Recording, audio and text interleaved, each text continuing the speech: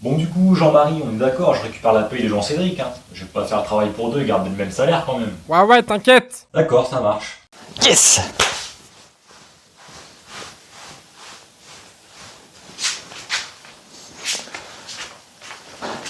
Cool. Enfin dégager ce connard là. Patrick, ça a commencé là. Ah merde!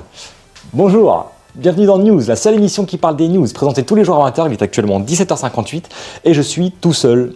Et oui, maintenant c'est mon JT, puisque malheureusement mon cher ami Jean-Cédric n'est plus disponible pour assurer la présentation avec moi. Quel dommage! Après tant d'années, et puis vous savez, moi et Jean-Cédric on était très proches, alors c'est avec émotion que je vous annonce ceci. Mais bon, la vie continue, donc voici tout de suite les titres de l'actualité. Le gouvernement français lance une mission sur les risques potentiels des jeux vidéo concernant les mineurs. Le président Emmanuel Macron est particulièrement investi dans cette mission.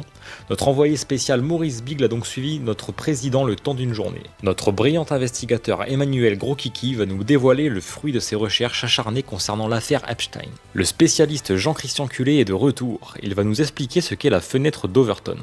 Un homme s'est présenté à l'hôpital de Toulouse avec un obus allemand coincé dans le rectum. Notre envoyé spécial Tristan Foiré est présent sur les lieux.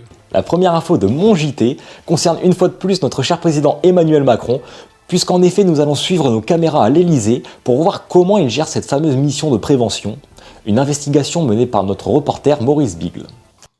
Et hop, on va sur Fortnite. Bonjour Monsieur le Président, expliquez-nous donc comment vous menez cette mission sur les risques potentiels des jeux vidéo concernant les mineurs. Bonjour, eh bien écoutez, comme vous pouvez le voir, là je me connecte sur mon ordinateur et je vais faire un peu le tour là de tous les jeux les plus joués. Donc là je vais faire le tour de Fortnite, Rocket League et il y a Roblox. Je vois. Et donc qu'est-ce que vous faites sur ces jeux exactement? Vous ne faites pas que jouer, Ah j'imagine. non, moi je traque les gosses, hein. Je traque les gosses qui jouent le plus et comme ça, parce que vu que ces connards de parents sont incapables de le faire, eh ben c'est moi qui le fais. Voilà. Donc forcément, d'habitude je me branle les couilles à longueur de journée. Là vous voyez le travail que vous me donnez à faire, merde. D'accord, et donc... Attendez, Adrien, ça fait 17 heures qu'il joue d'affilée. Ah, je peux pas laisser se passer ça.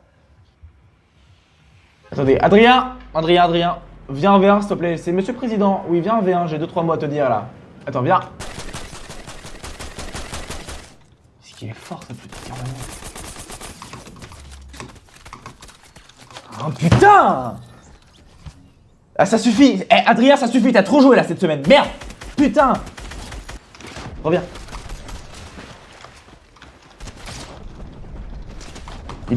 Mais putain! Elle va te faire enculer, sale mioche! T'es sérieux ou quoi? Putain, avec ta sale gueule de... Eh, sale enculé de merde, sale enculé de mioche! Ferme ta grande gueule, toi, ferme ta grande gueule! Putain, tu sais ce que je vais faire? Je mets des tags sur les bébés, c'est tout ce que t'as gagné, merde! Putain! Macron, sale fils de pute de reptilien, t'es retrouvé.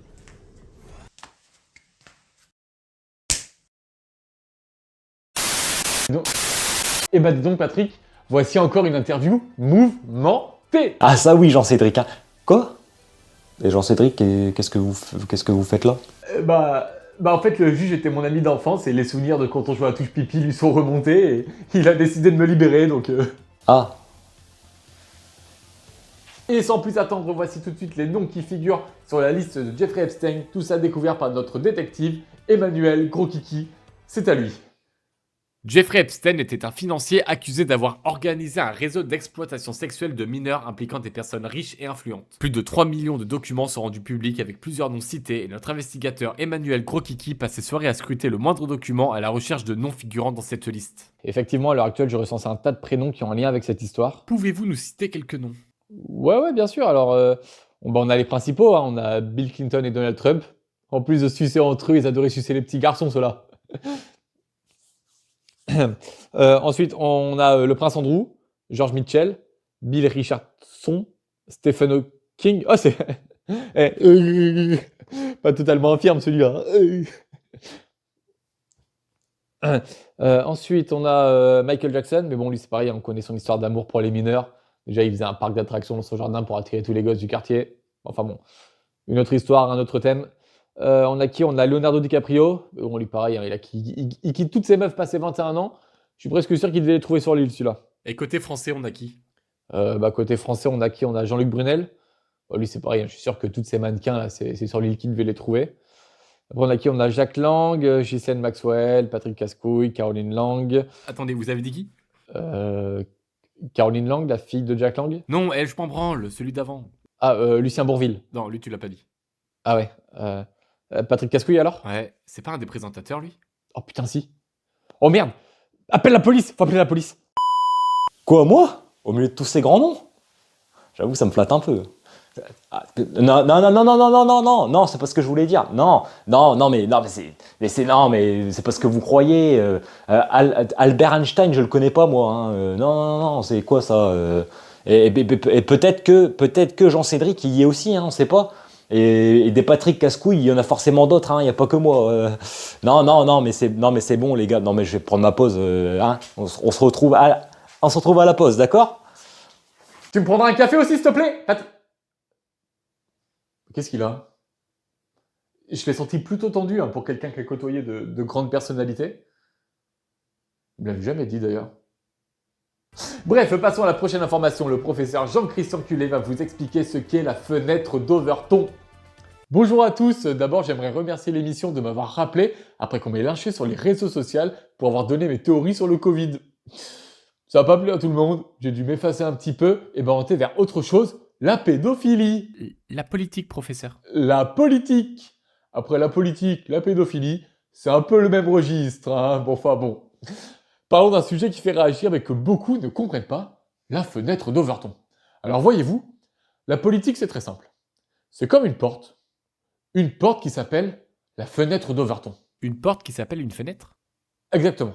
Déjà, si vous comprenez ça, vous avez compris la moitié de la politique française. Prenons un exemple très simple. Jour 1. Un militant dit « Il faut interdire les barbecues, c'est patriarcal ». Jour 30. Un chroniqueur crie à la télé « Les wokistes veulent nous enlever nos merguez ». Jour 60. Un autre répond « Non mais personne ne veut interdire les barbecues, on veut juste des barbecues inclusifs ». Jour 90. Le gouvernement annonce une taxe écologique sur le charbon. Donc la fenêtre s'est déplacée. Exactement. La technique est utilisée partout, par exemple par des gens comme Chantal Bardella, mais aussi par des militants progressistes et parfois par des milliardaires comme Vincent Bolloré. Donc tout le monde manipule la fenêtre. Absolument. La politique aujourd'hui, ce n'est plus convaincre les gens, c'est déplacer le cadre du débat. En parlant de barbecue, je me grillerais bien un petit panneau stop, moi. Mais l'info ne s'arrête pas. Un homme ayant un obus coincé dans le rectum est actuellement hospitalisé aux urgences dans un hôpital de Toulouse. Notre envoyant spécial Tristan Foiré est actuellement sur place. Tristan, dites-nous où en est la situation. Eh bien, Jean-Cédric, comme vous pouvez le voir, je me trouve actuellement devant l'hôpital, dans lequel, pour rappel, un homme ayant un obus de la guerre 14-18 coincé dans la nuit est actuellement hospitalisé.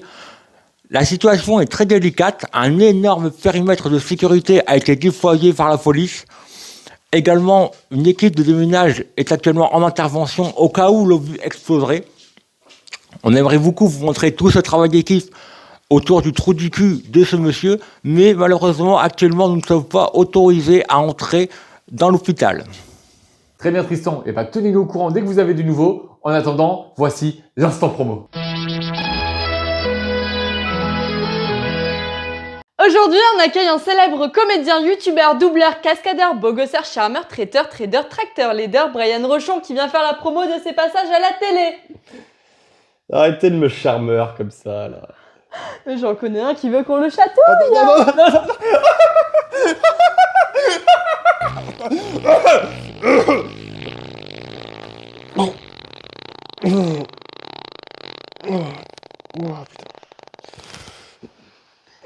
Je vais aller me changer. Ouais. Bon, pendant qu'il se change, je rappelle que le prix du carburant vient d'augmenter. Ah, c'est bon, il est prêt. Alors Brian, dites-nous tout. Et bah voilà, en fait, c'est mon premier passage dans la télé. Et du coup, j'ai voulu payer une chaîne d'information pour en parler. D'ailleurs, on peut envoyer les images. Ok, du coup, top, mettez pause. Là, c'est moi. Ok, avancez un peu. Hop, là, c'est encore moi. Enfin, je crois, parce qu'avec l'angle, je suis pas trop sûr.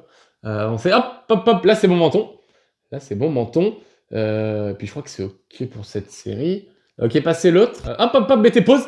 Ouais, là, c'est moi. Vas-y, avancez. Putain, c'est regard. Oh là là. Là, c'est moi. Et là aussi, c'est moi. C'est super, mais des petites anecdotes de tournage, des anecdotes croustillantes. Ah, bah, bien sûr. Là, en fait, si vous voyez, le réalisateur, il m'a dit De cul.